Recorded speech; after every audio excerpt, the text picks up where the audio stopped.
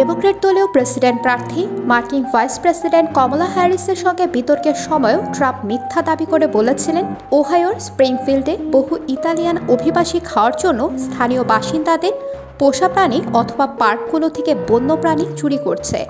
যুক্তরাষ্ট্রের রিপাবলিকান দলীয় প্রেসিডেন্ট প্রার্থী ডোনাল্ড ট্রাম্প এমন মিথ্যা দাবি করার পর বুধবার সামাজিক মাধ্যম এক্সে করা এক পোস্টে তাকে উপহাস করেছে জার্মানির পররাষ্ট্র মন্ত্রণালয়। বিতর্কে হ্যারিস বলেছিলেন তিনি তার দেশকে শক্তির উৎসের আরও বৈচিত্র্যময় এবং টেকসই মিশ্রণের দিকে নিয়ে যেতে চান। ট্রাম্প হ্যারিসকে আক্রমণ করে বলেছেন জার্মানি জীবাশ্ম জ্বালানি ত্যাগ করার চেষ্টা করেছিল কিন্তু ব্যর্থ হয়েছে। প্রতিক্রিয়া জার্মানির পররাষ্ট্র মন্ত্রণালয় সামাজিক যোগাযোগ মাধ্যম এক্সে এক পোস্টে বলে এটি পছন্দ করুন বা না করুন, জার্মানির শক্তি ব্যবস্থা 50%-রও বেশি নবায়নযোগ্য জ্বালানি সম্পূর্ণরূপে চালু রয়েছে, আর আমরা পারমাণবিক প্ল্যান্ট নির্মাণ বন্ধ করে দিচ্ছি, নির্মাণ করছি না। এছাড়াও 2038 সালের মধ্যে কয়লা গ্রিড বন্ধ হয়ে যাবে।